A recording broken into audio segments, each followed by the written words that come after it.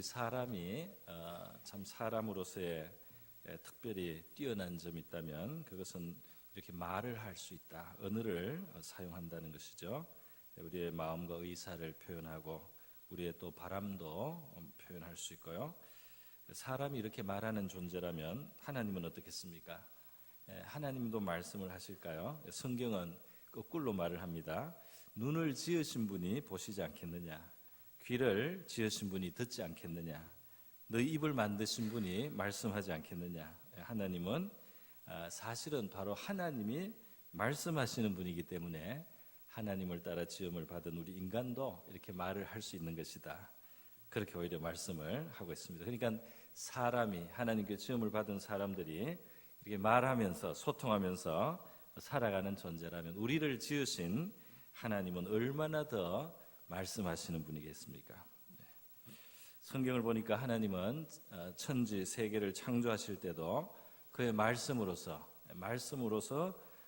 명하실 때 그것이 있게 되었다. 하나님이 빛이 있으라 이 말씀하실 때 어두움 속에 빛이 있게 되었습니다. 하나님이 궁창이 있으라 할 때 궁창이 생기고, 하나님께서 이 물에서 땅이 올라오라 하면 땅이 올라오고, 또 거기에 식물이 생기라고 하면 이 식물이 생겨, 동물도 생기고, 나중에 사람까지 창조하셨습니다. 여러분, 하나님은 지으신 그 세계에 특별히 인간과 말씀을 나누시는 모습을 우리가 성경에서 보고 있어요.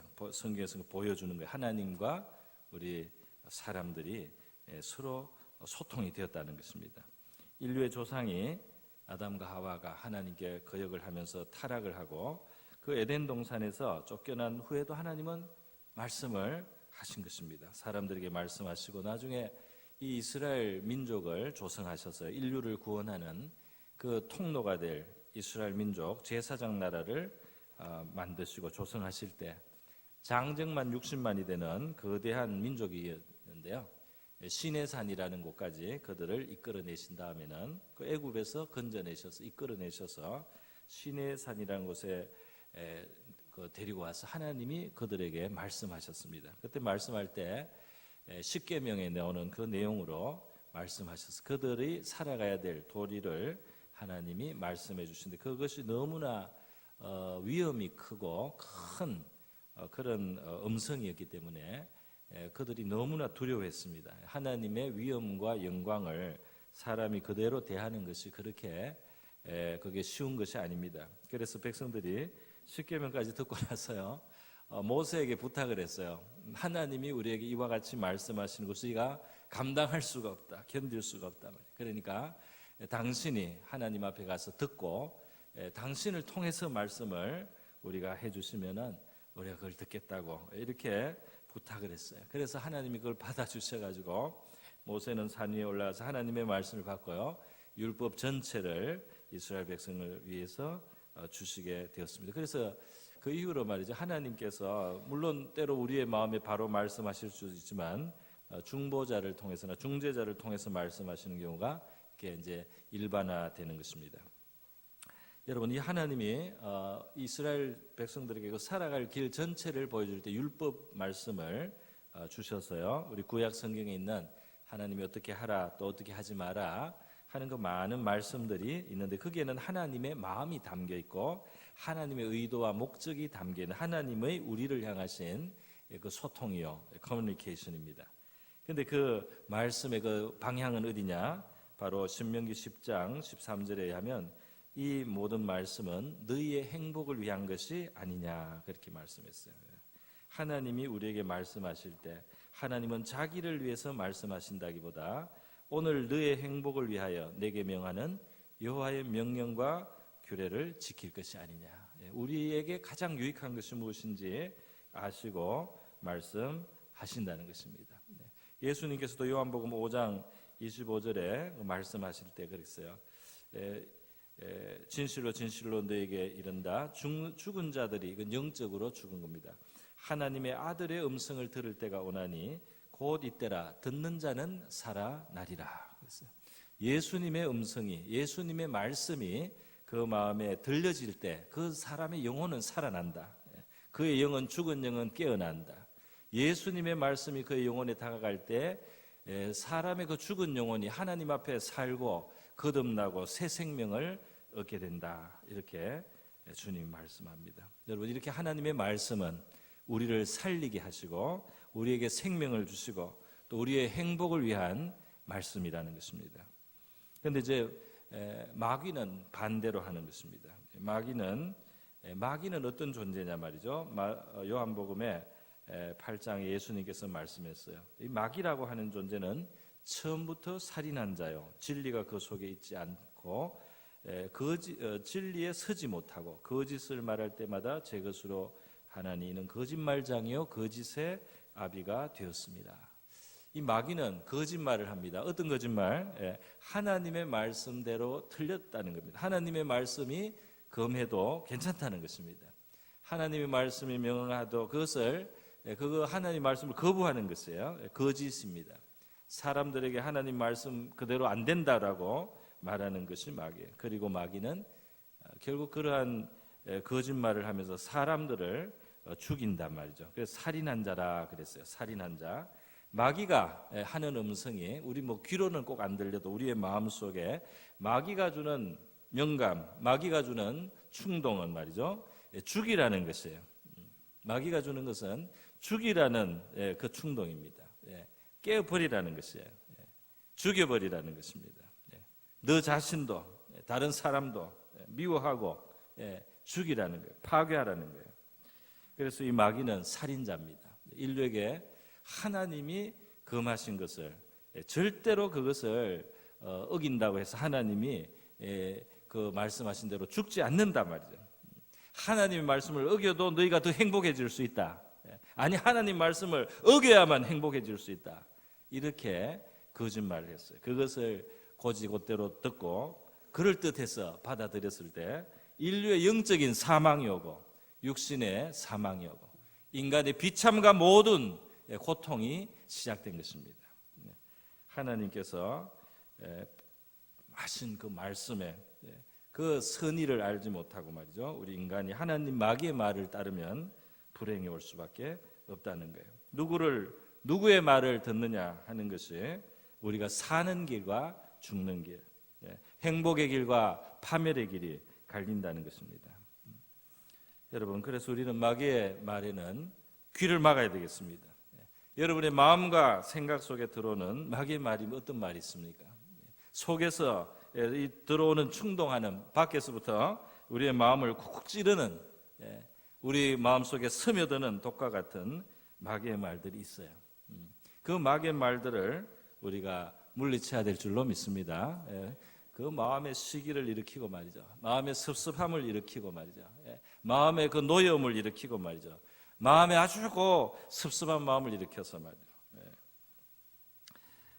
하나님의 말씀에 귀를 기울이고 하나님의 말씀을 따를 때 예비하신 하나님의 평강과 참된 복이 우리의 것이 될 줄 믿습니다. 하나님은 지금도 우리에게 말씀하고 있어요. 그래서 요한계시록 2장에 보면 또 3장에 보면 하나님은 모든 교회 모든 성도들에게 성령이 하시는 말씀을 들으라 그랬습니다. 할렐루야. 들으라 이 말을 할 때는 말씀을 하고 있기 때문에 들으라고 하는 거 아닙니까? 말씀도 안 하고 들으라고 하지는 않겠죠. 들으라는 것입니다. 하나님은 이 교회를 향해서 성도들을 향해서 말씀하고 있으니까 그 말씀에 귀를 기울이고 청종하라면 하나님의 말씀에는 우리의 유익을 위한 것이고 우리의 위로를 받게 하시는 것이고 우리를 바르게 하게 하시는 것이고 우리를 지혜롭게 하게 하시는 것이고 하나님의 약속을 우리가 성취하고 얻게 하기 위해서 그래서 하나님은 말씀으로 우리를 인도해 주시는 겁니다. 히브리서 1장에 보면 이런 표현이 있습니다. 하나님은 옛날부터 여러 가지 모양으로 여러 가지 방법으로 말씀한다는 거예요. 하나님은 항상 다채롭습니다. 하나님은 뭘 해도 이렇게 획일적이고 하나가 아니에요. 하나님은 굉장히 아기자기하고 아주 그 신선함이 있어요. 하나님 말씀할 때도 율법의 말씀 전체를 인간에게 이 이스라엘 자기 백성에게 주셨습니다. 그러나 거기서 그치지 않고 말이죠. 백성들이 율법을 읽고 율법의 말씀을 좀 태만히 생각하고 자기 멋대로 가면 사람에게 말이죠. 하나님의 말씀이 임해서 그 선지자가 선지자를 택해서 그 선지자에게 하나님의 말씀이 임해서 선지자의 입을 통해서 다시 한번 깨우치는 말씀을 주시고, 다시 한번 확신을 주는 말씀을 주시고, 다시 한번 마음을 힘을 주시는 말씀을 주시고, 이렇게 말씀을 다시 또 주셨어요. 그런가 하면 하나님은 영감으로서 꿈의 영감으로 꿈을 통해서도 말씀해 주시고 말이죠. 어떤 사람은 기도할 때 환상을 보여주셔서 하나님의 뜻과 계획을 베풀어 주세요. 그게 다 큰 의미에서, 넓은 의미에서 하나님이 말씀을 베풀어 주시는 것입니다. 우리가 잘못된 길을 갈 때 우리의 양심 속에 하나님이 두신 파수꾼이 말을 하는 겁니다. 우리의 양심이라는 파수꾼이 우리 속에서 이러면 안 된다, 이 심판이 있다, 여기에는 벌이 따른다, 그렇게 우리 양심이 하나님을 대변해서 우리 속에 말씀하도록 두셨어요. 여러분, 근데 하나님은 이렇게 말씀하실 뿐만 아니라 마지막에 그 아들을 이 세상에 보내주셨어. 그 아들을 보내주셔서 가장 완전하게 그의 말씀을 하셨다. 그렇게 히브리서 1장 2절은 말씀합니다. 그 아들로서 말씀하셨다. 왜? 예수 그리스도가 나타나서 하시는 모든 말씀은 바로 하나님의 본심이요, 예수 그리스도의 그 자비와 긍휼과 사랑과 모든 지혜는 바로 하나님 자신의 모습을 인류에게 보여주시는 것이기 때문에, 그 예수님이 제자들과 여러 사람들을 대하신 그것이 바로 하나님이 우리를 대하시는 바로 그 모습입니다. 그것을 보여주시기 때문에 그 아들로서 하나님은 말씀하셨다. 예수 그리스도를 보니까, 사도 요한이 보니까 은혜와 진리가 충만했습니다. 할렐루야. 예수님을 보니까 은혜와 진리가 충만했어요. 예수님과 함께 지내는 그 한 시간은, 예수님과 함께 지나는 그 10분은 너무너무 중요하고 의미가 있었습니다.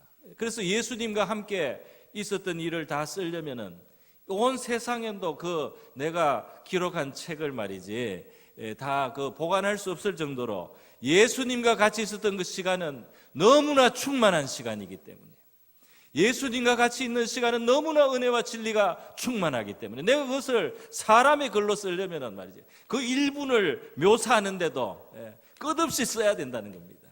이해가 되십니까, 여러분? 너무너무 놀랍다, 너무너무 은혜롭다 말이죠. 그것을 그렇게 표현을 했습니다.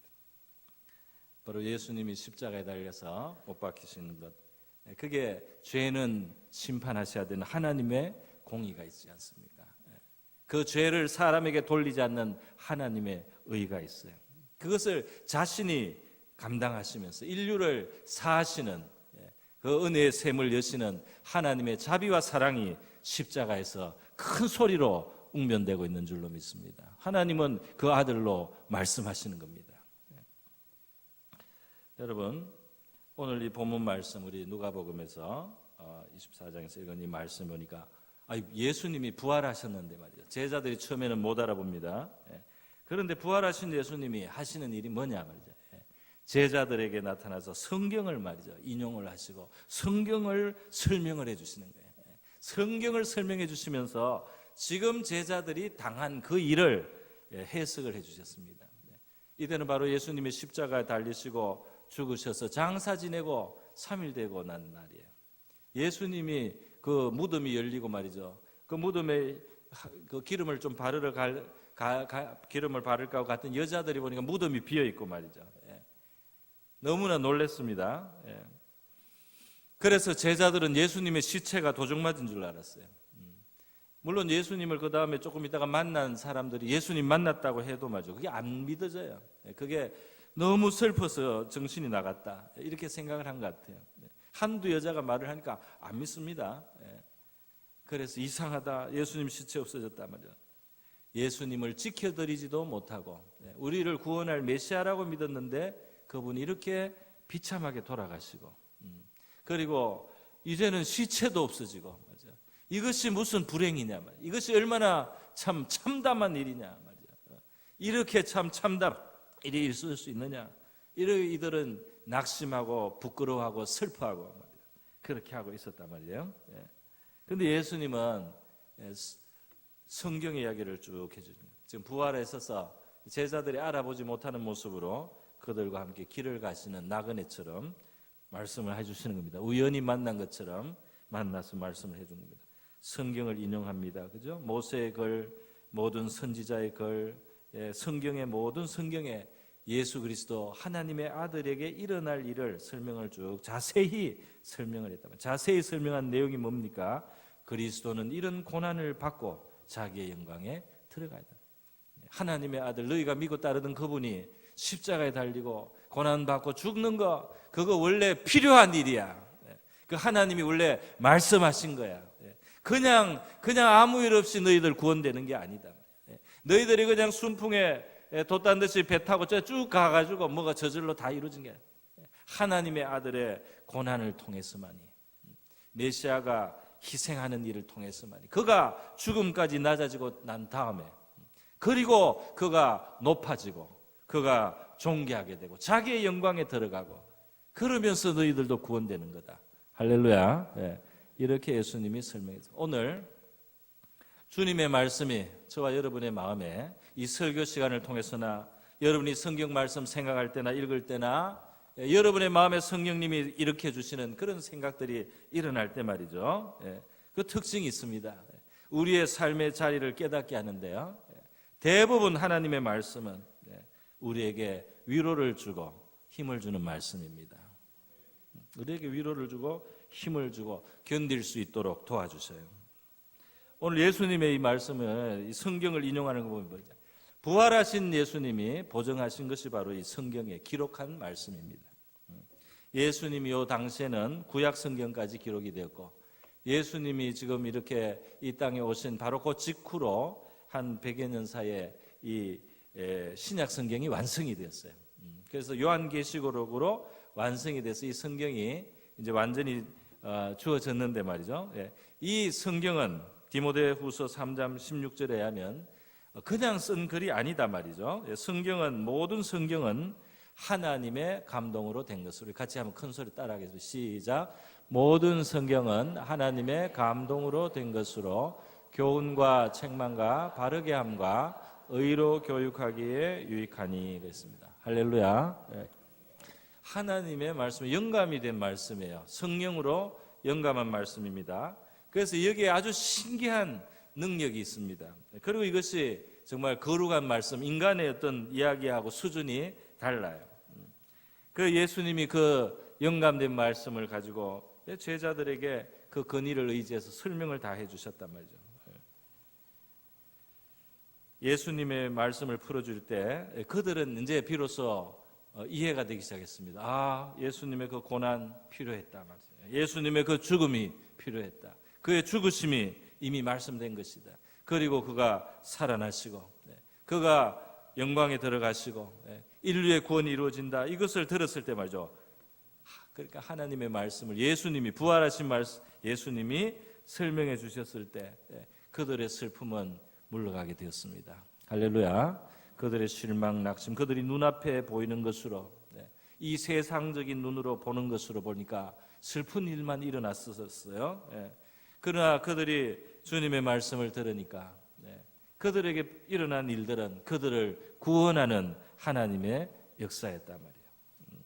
그래서 사실은 그들이 슬퍼했던 것은 착각을 한 겁니다. 슬퍼 보인 겁니다. 슬픈 착각에서 깨어나서 그들 가운데 하나님이 행하시고 있는 구원의 놀라운 역사를 깨닫고 그들은 오히려 기뻐하고 감사할 수가 있었어요. 여러분, 마찬가지로 주님의 말씀이 우리에게 다가오고 들려질 때 우리의 많은 불안과 염려와 근심과 실망과 낙심이 물러가고 우리의 마음속에 믿음과 소망이 일어납니다. 예언의 은사가 임했어요. 예언의 은사가 임해서 기도를 하다가 예언의 은사가 임해서 예언을 하게 되면은 그 예언의 말씀이 좀 특이한 것도 있긴 있습니다. 아무도 모르는 것을 하나님이 아셔서 콕 집어내시기도 하지만은 그 말씀의 대부분이 어떤 내용이냐면요, 우리가 성경에서 익히 아는 말씀들이에요. 주님이 제일 많이 하시는 말씀 중에 하나는 우리에게 염려하지 말라는 말입니다. 할렐루야.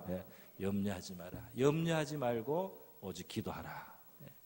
염려하지 말고 다 그 짐을 내게 맡기고 그냥 너희들은 감사함으로 기도하라. 이 말씀을 제일 많이 하세요. 또 두려워하지 말라 이 말씀도 많이 합니다. 두려워하지 말라. 그리고 내가 너희와 함께 하노라.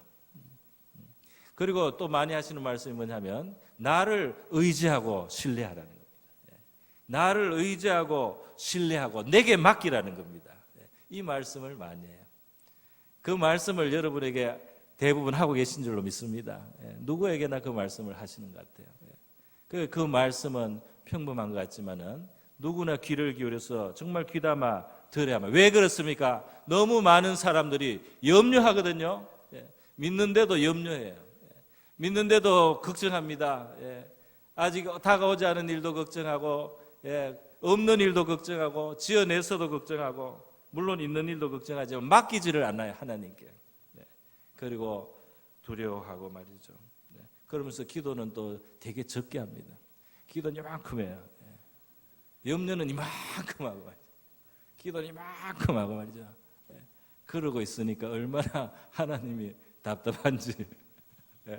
들으면은 염려하지 말고 다 맡기고 기도하는 말씀이 주류를 이룹니다. 성도들에게 말이죠. 오늘 이 말씀을 여러분에게 하신다고 받으시면 좋겠습니다. 여러분, 부활하신 예수님이 오늘도 성령을 통해서 말씀하시는데 여러 통로로 말씀합니다. 그러니까 이 설교 시간, 성경 읽는 시간, 누가 권면해 주는 시간, 어떤 사람은 길 가다가 눈에 띄는 말이죠. 성구 하나가 우리에게 주신 하나님 말씀, 책을 폈는데 눈에 들어오는 말씀, 여러 가지로 말씀하시는 거예요. 조용하게 내 가슴 속에서 들려오는 말씀도 있어요. 사도행전 2장에 보면은 오순절날 성령이 임하지 않습니까? 성령이 임하는데 여기 갈릴리 예수님의 제자들이에요. 갈릴리 사람들인데 이 사람들에게 막 예언의 영과 방언의 영이 같이 그냥 합동으로 그냥 임했어요. 그러니까 이들이 갑자기 외국말을 막 합니다. 외국말을 하는데 이 외국말이 굉장히 종류가 다양한 사람들을 들을 수 있는 말이었어요.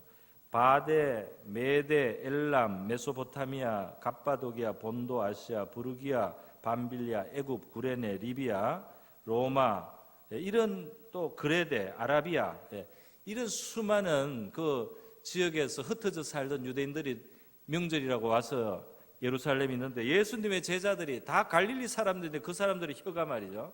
하나님에 붙들려서 어떤 사람은 아라비아 말로 말하고 어떤 사람은 애굽 말로 말하고 어떤 사람은 구레네 말로. 그래서 거기에 있는 다른 외국에서 온 유대인들, 외국에 살던 재외 교포들입니다. 와서 들으니까 말이죠. 자기 그 지역에 있는 말로 막 말을 해주는 거예요. 자기 들으라는 듯이 막 해주는 거예요. 그래서 이 참 신기하단 말이죠. 우리가 어떻게 다 난곳 방언으로 듣게 되느냐? 우리 어떻게 각 사람이 난곳 방언으로 하나님의 말씀을 들을 수 있느냐? 참 신기하단 말이에요. 오늘 여러분, 우리 한 사람 한 사람에게 주님께서 들려주시는 줄 믿어요. 들려주시는 말씀이 있는 거예요. 여러분, 부활하신 예수님 오늘도 저와 여러분에게 말씀하시는 줄 믿습니다. 그리고 말씀을 주시는 것이야말로 하나님의 은혜입니다. 말씀이 들려는 거 당연하다 그렇게 생각하면 안 됩니다. 성경 읽는데 은혜 받는다, 마음에 좀 다가온다 말이지, 믿음이 생긴다, 이것이 보통 일이 아닙니다. 이것이 부활하신 예수님이 하시는 일이에요. 할렐루야. 나는 부활하신 하나님 예수님과 좀 관계가 있고 싶습니다. 마음을 여시고 하나님의 말씀을 접하시기를 바랍니다. 이 예배 시간에 올 때는 그냥 오는 것이 아니고 하나님을 만나서 그 말씀이 내 귀에 들려지게 해달라고 그렇게 기도하면서 우리 나와야 될 줄로 믿습니다. 도착해서 하나님 앞에 감사도 하고 회개도 하고 또 예배를 위해서 기도할 때 나 자신과 이 자리에 나오는 성도들에게 하나님의 말씀을 베풀어 주시고 우리의 귀를 열어 듣게 하시고 우리에게 좋은 마음을 주셔서 그 말씀을 마음에 담고 지켜서 열매를 맺게 하옵소서. 이렇게 우리 기도하면 좋겠습니다. 근데 여러분, 이 말씀이 주어지는 거 그냥 흘려들을 것이 아니에요. 그 하나도 너무 중요합니다. 하나도 너무 중요해서 그것을 가지고 기도하고 붙들고 살아가면 열매를 반드시 맺어요. 그렇기 때문에 제일 큰 불행이 뭐냐? 제일 큰 하나님의 심판에 들어가는 게 뭐냐면 하나님이 말씀하지 않는 게 큰 심판입니다. 하나님의 말이 더 이상 들리지 않게 돼요. 우리의 마음이 강팍해지고 하나님을 등지고 하나님께 들으려고 하지 않고 my way, 내 인생은 나의 것, 내 인생은 나의 것, 나는 my way로 달렸노라, 그런 거나 자랑하고 말이죠. 그렇게 하다 보면은 하나님이 주지 않습니다. 돼지에게는 진주, 진주 이 목걸이를 주지 않는 거예요. 금고리를 개에게는 던지지 마라 말이죠. 예수님께서 그렇게 말씀하지 않습니까? 예수님은 비겁하고 부족하고 두려워하는 빌라도에게 말씀을 했어요. 신문의 형식이면 그 앞에 서서 진리에 대해서 말씀하고 자기에 대해서 알려주시는 말씀을 했다 이 말이에요. 빌라도에게. 빌라도는 굉장히 부실한 사람이지만, 비겁한 사람이었지만 예수님 그래도 불쌍히 생각하고 상대를 해주신 겁니다. 그러나 헤롯 임금 앞에 끌려갔을 때는 헤롯에게는 한마디도 하시지 않았어요. 헤롯은 정말 야비한 인간입니다. 정말 악해요. 나중에 예수님께서 헤롯을 너희는 그 여우를 이렇게 표현했어요. 헤롯은 사람이 아닙니다. 사람의 모습을 가지지만 여우예요, 여우. 예수님이 여우에게는 말씀을 안 한다 이 말입니다. 말씀이 안 들리면 여우일 수도 있습니다.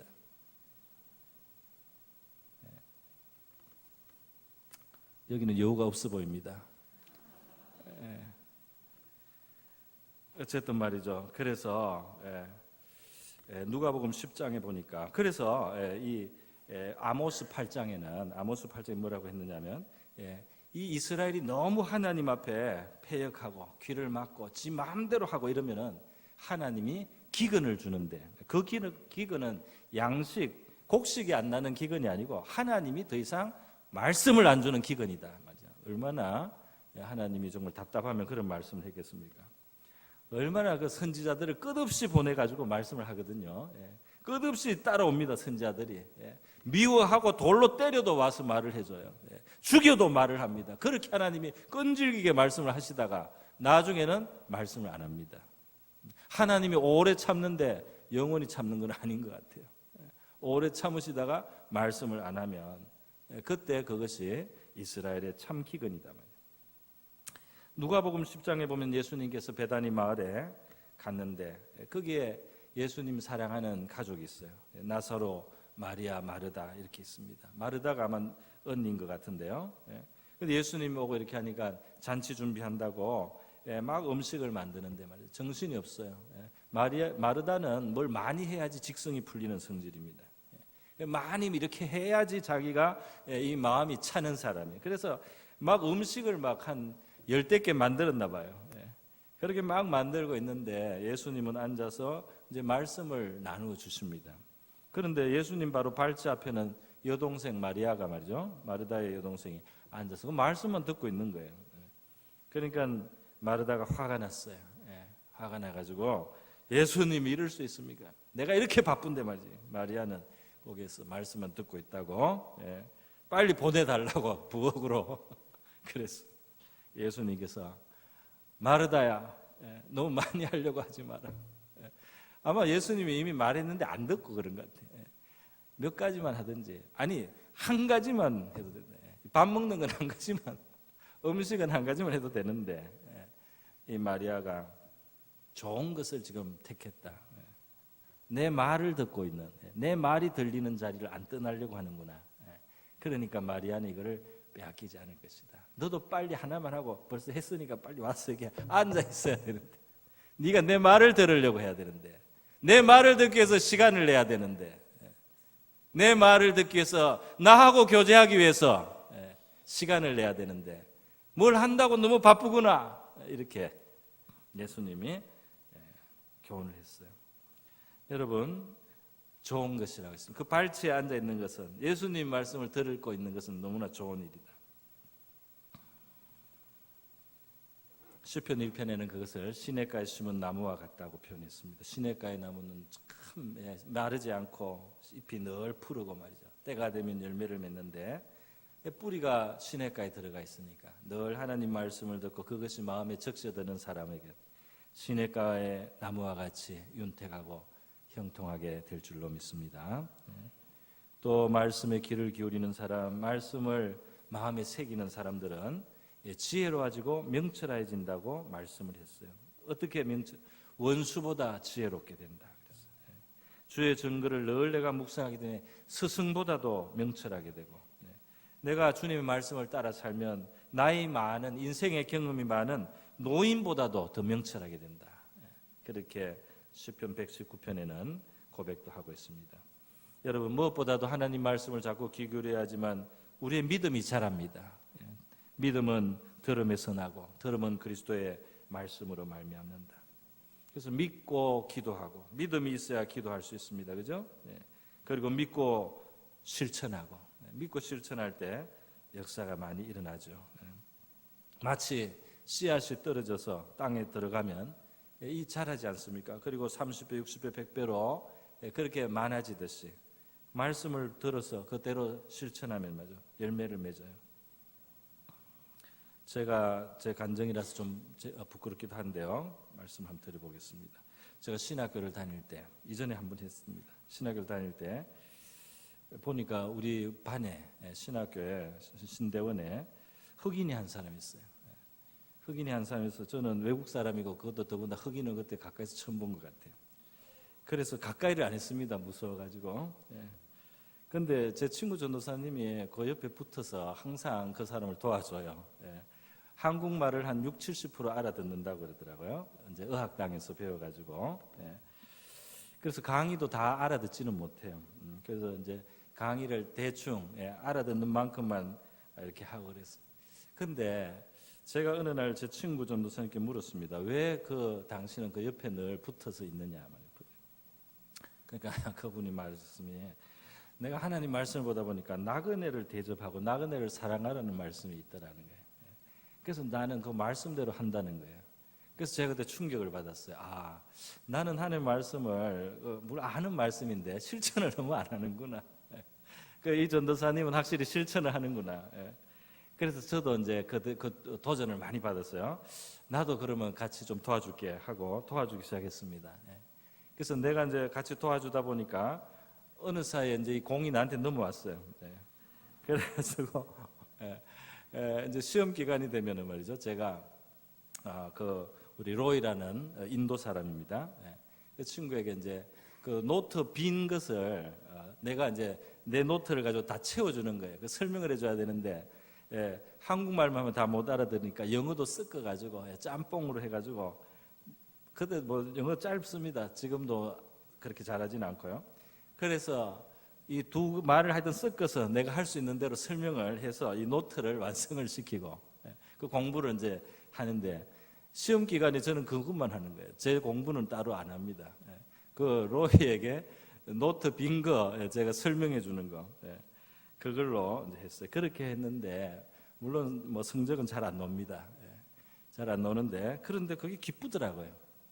그렇게 하는데 제 마음이 즐거워요. 기뻐요.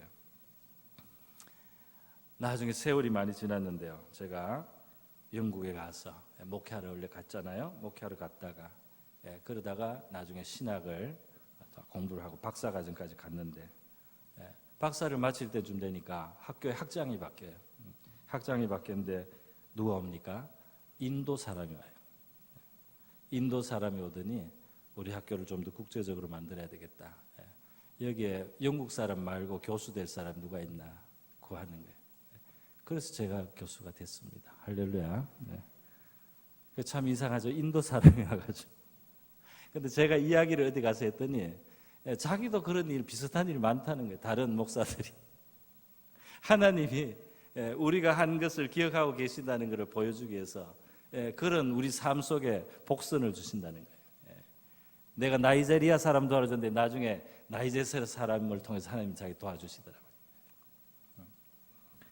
여러분, 죄송합니다. 제 이야기를 해서요. 딴 분 이야기를 하겠습니다. 미국의 대통령 링컨은 말이죠. 16대 대통령은 말이죠. 그때 성경에 손을 얹고 대통령에 임직을 했는데, 왜? 이 사람은 9살 때 엄마가 돌아가셨어요. 9살 때 어머니 돌아가실 때 링컨에게 가난하니까요, 다른 거는 물려줄 것이 없고 이 성경 하나 우리 집안의 보배인데 이거 열심히 읽고 그리고 이대로 살아라 하고 주셨어요. 그 링컨은 독학하고 이 성경을 열심히 읽습니다. 링컨은 농사도 짓고 나중에 품팔이도 하고 뱃사공도 하고 상인도 하고 측량사도 하고 우체국장도 하고 그리고 공부하다가 변호사도 되고 나중에 대통령까지 됩니다. 그런데 이 사람은 어려울 때 기도하고 또 성경을 열심히 읽었습니다. 그래서 이 사람이 그 백악관에서 기도 소리가 늘 들렸다고 하지 않습니까? 성경 읽고 기도한 거예요. 이 링컨이 남긴 성경이 4권이 지금 전해오고 있는데요. 그 중에 한 권은 1864년에 링컨이 노예 해방을 선언해 준 것에 대해서 너무 감사해서 흑인들이 선물한 성경도 한 권 있다고 합니다. 그 후대 대통령 중에 미국의 루즈벨트, 시어도 루즈벨트가 그래서 링컨은 성경 한 권 읽고 정말 산 사람이다. 그는 배운 진리를 실천하고 일생을 영광스럽게 만들었다. 할렐루야. 그 미국의 대통령들이 지금도 성경에 손 얹고 하는데 그거는 법은 아니라고 하네요. 법은 아닌데 그렇게 안 하는 사람이 거의 없다는 겁니다. 한 가지만 더 하겠습니다. 18살 때 여왕이 된 사람이 있어요. 1837년에 영국의 빅토리아 공주가 말이죠. 18살에 여왕이 됐는데 얼마나 어깨가 무겁겠습니까?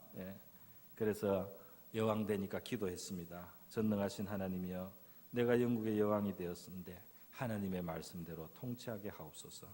모든 주권은 하나님께 있습니다. 저의 연약함에 자비와 긍휼을 채워 주시옵소서. 나라를 이끌어가 선하게 치리할 수 있도록 도와주소서 하고 여왕을 시작해서 64년간 있었는데 이 시대가 영국의 최고 참 찬란한 그런 발전의 시기였죠. 산업혁명도 일어나고 의회 민주주의도 아주 확고하게 되고요.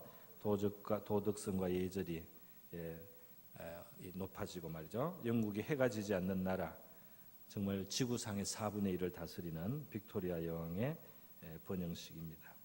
인도에서 온 사절이 여왕에게 물었습니다. 여왕에 물었어요. 영국은 왜 이렇게 번성하고 왜 이렇게 발전해 있습니까? 이 능력은 어디에서 왔습니까?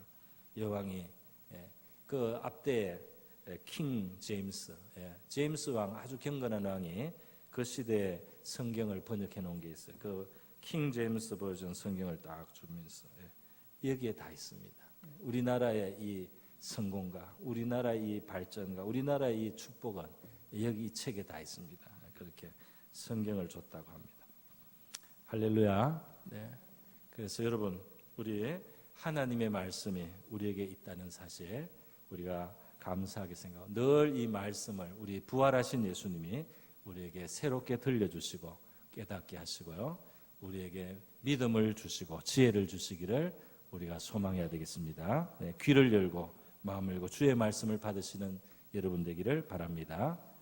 시간을 내시기를 바랍니다. 시간을 내세요.